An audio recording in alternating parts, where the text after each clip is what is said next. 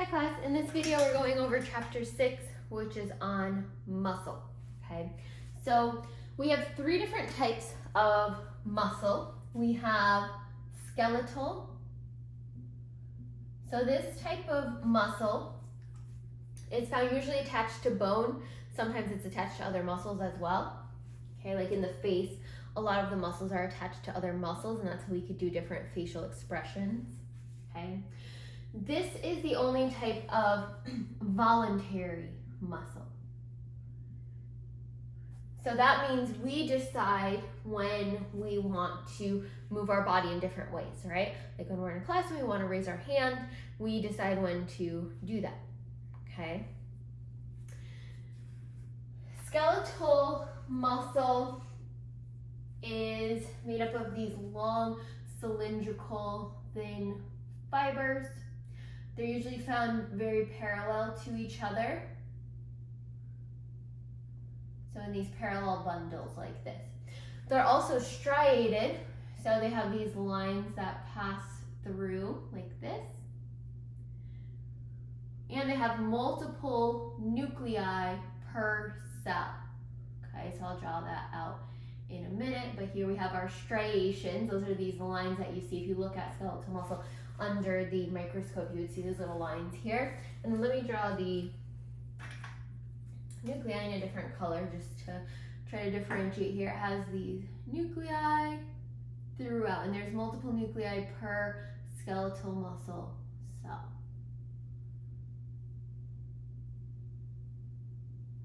Okay? So that's in general what skeletal muscle looks like.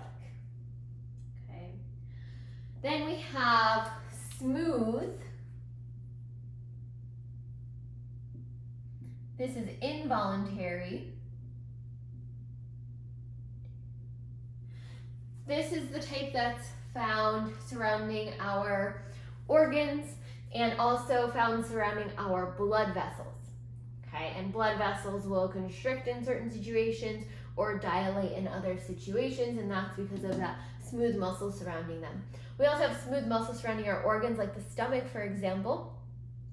So when we have food in the stomach, the smooth muscle is going to kind of mix it in with the stomach acids. Okay, so smooth is involuntary as well because we don't decide when to do that. That happens through the nervous system, right? The brain kind of decides that. And it's these very flattened cells, and there'll be, multiple cells on top of each other. They have a nucleus in the center, and they'll be stacked, something like this. And this is smooth, so there are no striations, these little lines like you see in skeletal muscle. Okay, so something like that. Okay, and then the final muscle type we have is cardiac, and cardiac means heart. So this specific type of muscle is found only surrounding the heart. It's also involuntary, right? We don't have to think about pumping blood through the body through our heart. Involuntary, okay? And this one looks somewhat similar to skeletal. So it also has these striations, okay? But the cardiac muscle is branched. So you'll have kind of branching off at different areas. Okay, so something like that. Okay, and then you have another cardiac. Connect it here. Okay, I'm not an artist, but something like that. Okay, you also have the striations. So you also have these lines similar to skeletal muscle. So the only difference that we see so far is that cardiac muscle branches. Okay. But the thing that you can really look for to tell the difference between these two under the microscope, if you're looking at the tissue, our cardiac muscle has these dark lines throughout. So they separate one cardiac muscle cell from another. These are known as intercalated discs. Intercalated discs. Okay, so you can look for that intercalated discs, and we also have branching. Okay, and it's striated just like skeletal muscle is. Okay. All right, so now that you know the 3 different types of muscle, what we're going to focus on in chapter 6, which we're talking about now, is skeletal muscle. Okay, so the type of muscle that's responsible for movement of the body. Okay, and that's our only voluntary type of muscle. Okay. All right, so how does skeletal muscle work? Skeletal muscle produces a force, right? It causes some sort of change by contracting, okay? So skeletal muscle contracts, meaning it gets shorter. The muscle fibers get shorter, okay? And that causes, remember I said most skeletal muscle is going to be attached to bone. So when the muscle contracts, it causes the bone to move, right? Imagine, well, the muscle would really contract here if I'm just lifting my arm like this. So imagine the bicep just contracting and pulling on these bones down here, the radius and the ulna, and pulling those bones up, okay? So the muscle is contracting and shortening, and it's moving the bone, okay? So most movements that we do are going to involve multiple muscles, not just one, right? Multiple muscle fibers, multiple different muscle groups, okay? And they can work in opposition to each other, so oppositely, where one side relaxes so that the other side can contract. Or they can work synergistically, which means together. So they can add on force. If we need to lift something heavy, for example, we can recruit more muscle fibers or different muscles to help lift that heavy object, okay? That's synergistic movement, okay? So the bundles of muscle fibers that we have, they contain myofibrils, okay? So these have the units that contract a muscle. Tendons help to stabilize our joints. So joints are where muscles connect to each other. So here we have like an elbow joint, right? So tendons will help to stabilize those joints by keeping those bones that are connected to each other in alignment with each other, okay? So you may find tendons like on the sides of the bones here, and it keeps the bone in alignment, and when our arm is straight here, right, 180 degrees, we can't move our forearm side to side, right? We can't move it at our elbow joint here. We can only move it up because this is a hinge joint, okay? So that's one example where tendons help to keep us in alignment here. We also have tendons in the knee joint, for example, right? So when our leg is extended, we also can't do the same with the bottom part of our leg. We can't move it side to side like we can move our hand like this, okay? It can only go back because that's another hinge joint. Okay. Okay. So these tendons will slide inside these sacs known as bursae. Bursae are these fluid-filled sacs that are found in different joints throughout the body. Okay. And they help to reduce on friction. So the tendon can slide on those instead of sliding directly against bone, for example, okay? So there's lots of bursae in the knees, wrists, in the finger joints as well. Okay, so bones and our skeletal muscles work as lever systems, okay? So one end of the muscle is known as the origin, and it stays motionless. The other end would be called the insertion, and this is attached to the bone that moves. So in my example of just lifting my arm here, this is the muscle that contracts the bicep, okay? The origin would be on the humerus here, the bone in the upper arm, and the insertion would be on the radius and or ulna, okay? Because the insertion always moves toward the origin. So this bone where the insertion is of the muscle moves toward this bone where the origin of the muscle is, right? Each muscle is going to have two attachment sites, okay? Origin and insertion, okay? So it pulls on the bone that it is attached to, right? So it's going to pull here and contract the arm, okay?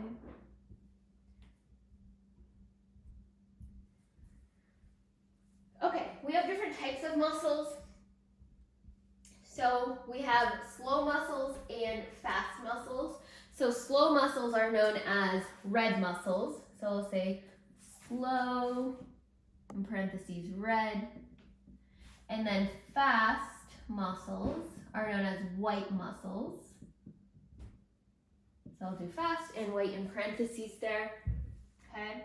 So our slow or red muscles, these are packed with myoglobin, okay?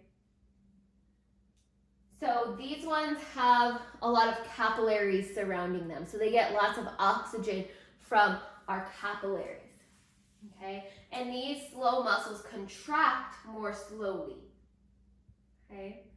But even though they contract more slowly, we can sustain that contraction for a long period of time. So let's just put here that they have lots of capillaries attached. So they get lots of oxygen, so they're continually getting supplies of oxygen, right, as our blood pumps through our capillaries and our blood vessels, okay?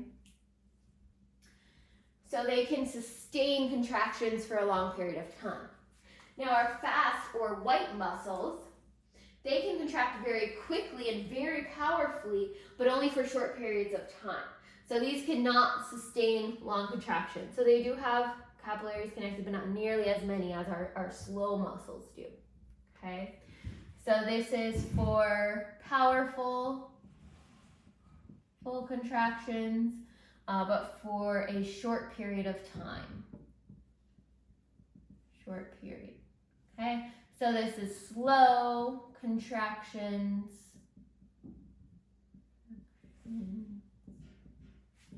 But can be sustained for a long period,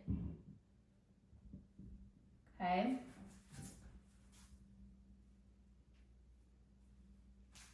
Okay, so how exactly do muscles contract? How do they shorten? So a muscle contracts when its cells shorten or move closer together, right? They all shorten and end up moving closer together to each other, okay? So a sarcomere, this is a basic unit of contraction. It's made up of thick and thin filaments, okay? And they overlap each other, okay? So I'm going to make a second video where I show you what the sarcomeres actually look like and how they pull into each other. And I'll describe that in more detail, okay? It's hard to draw something like that out and draw the actual contraction, so I'll show that in a separate video where I go through the PowerPoint, okay? And then we'll talk about rigor mortis and all of that, okay? So let's skip for now and talk about how the nervous system controls a muscle contraction, okay? So again, this is voluntary, but we still need a signal from our central nervous system, which would be our brain or spinal cord, okay? So when our brain gets some sort of signal or we think of something, right, we want to, like my example of raising our hand in class, it's going to send out information through a motor neuron. Motor means movement. So motor neurons will send information to skeletal muscles and tell them to contract, okay, and that will move our body, okay? So it sends a signal to either contract or stop contracting the muscle, okay? So that nerve impulse will arrive at a muscle fiber and then spread. It'll reach the sarcoplasmic reticulum. Calcium ions will be released, and I'll go over this in more detail on the PowerPoint as well. And those ions can travel to the actin, filaments. And what happens is we have these two proteins, troponin and tropomyosin. Okay, so tropomyosin covers the binding sites, okay, for actin. They'll move out of the way due to that calcium. Okay, and now there are these myosin heads. They get ready. Now, once those binding sites are open, they can attach and they could pull the muscle inward. Okay, so myosin will bind to the actin filaments and pull those actin filaments inward. Okay, and that will cause the muscle to shorten. Okay.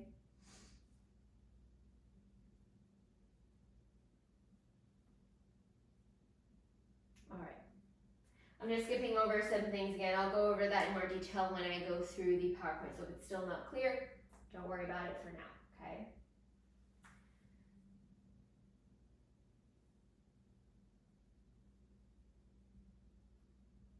Okay.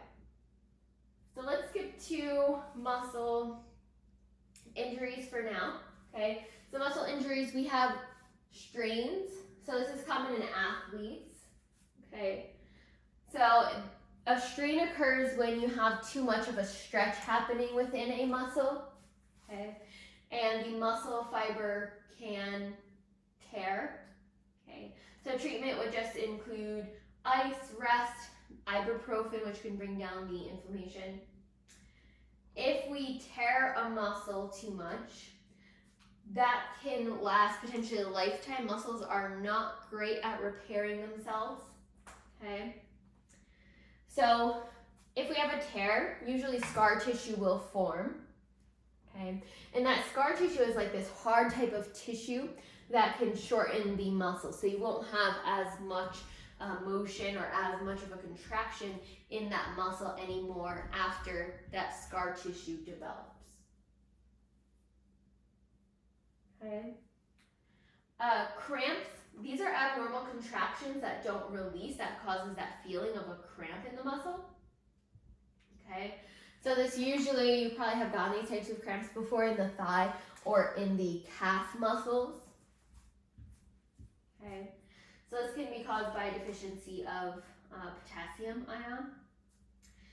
Spasms, these are sudden and involuntary contractions. And tics, these are minor twitches that can be triggered by things like anxiety, but they don't last. Okay. Muscular dystrophy, there are many different types of muscular dystrophy. So they fall under a large group of genetic diseases. Okay, so these are genetically passed down. So in muscular dystrophy, the muscle fibers become destroyed.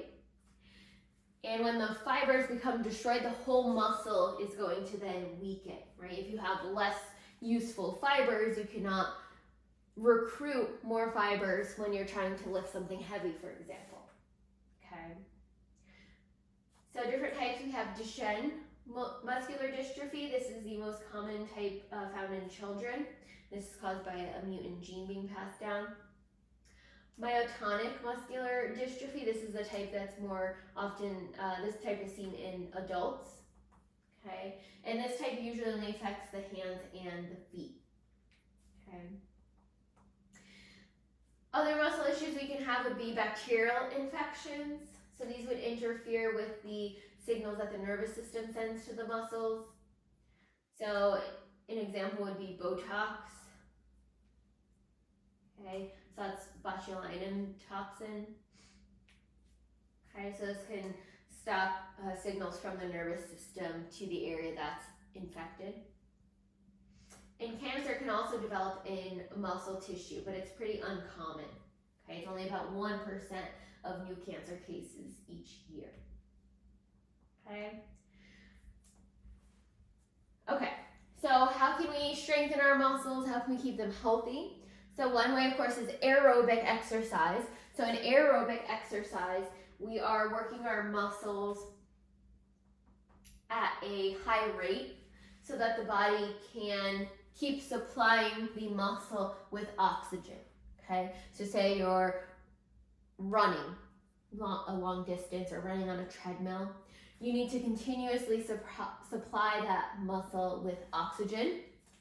Okay, so that's aerobic exercise, something where you need to keep giving oxygen to the muscle to keep it going.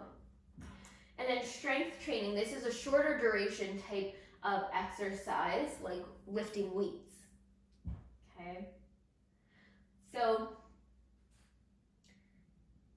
if you do even just modest type of strength training, this can slow the loss or atrophy of the skeletal muscle. So strength training is really good to keep the muscles working, keeping up with them so that they do not atrophy over time. Okay. All right, so how does the muscular system help to keep our body in homeostasis? So the muscular system and skeletal system work with each other, right? Again, muscle pulls on bones to help us move, right?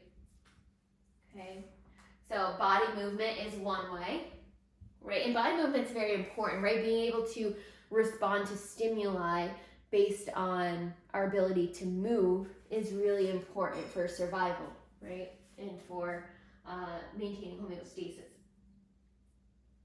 Muscle tissues also produce most of our body's heat, so that's very important to keeping our temperature regulated. Smooth muscle contractions help to move food during digestion. So when I was talking about the stomach, the smooth muscle in stomach churning our food. Muscle also helps, we have sphincters throughout the digestive system, which we'll talk about when we get to digestive system, and those can tighten not to let things in, or they can loosen to let food move through the digestive system.